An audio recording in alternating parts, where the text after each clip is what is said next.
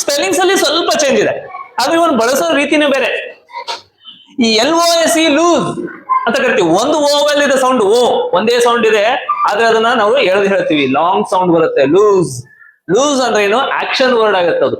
ಈ ಲೂಸ್ ಏನಿದೆಯಲ್ಲ action word ಆಗುತ್ತೆ. ಅಂದ್ರೆ don't know where it is, ಅಂದ್ರೆ ನಿಮಗೆ ಗೊತ್ತಿಲ್ಲ ಎಲ್ಲಿದನೋ ಹೇಗಿದನೋ ಎಲ್ಲಿಟ್ಟಿದನೋ ಗೊತ್ತಿಲ್ಲ ಅನ್ನೋ ಒಂದು ವಿಷಯದಲ್ಲಿ ನೀವು ಈ ಲೂಸ್ ಅನ್ನೋದನ್ನು ಬಳಸಬಹುದು. ಅಂದ್ರೆ for example, I always lose my book. ನಾನು ಯಾವಾಗ್ಲೂ ನನ್ನ ಬುಕ್ ಅನ್ನ ಎಲ್ಲೋ ಇಟ್ಟು ಮರ್ತ್ಬಿಡ್ತೀನಿ, ನಾನು ಕಳ್ಕೊಂಡ್ಬಿಡ್ತೀನಿ.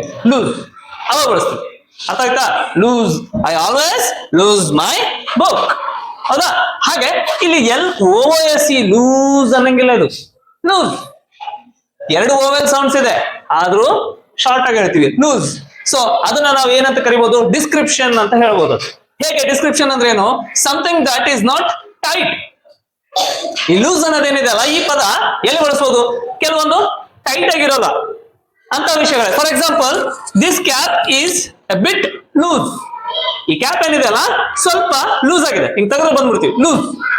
ಇಂತಲ್ಲಿ ನಾವು ಈ ಲೂಸ್ ಅನ್ನು ಬಳಸ್ತೀವಿ, LOSE ಲೂಸ್ ಅಂತ ಬಳಸ್ತೀವಿ.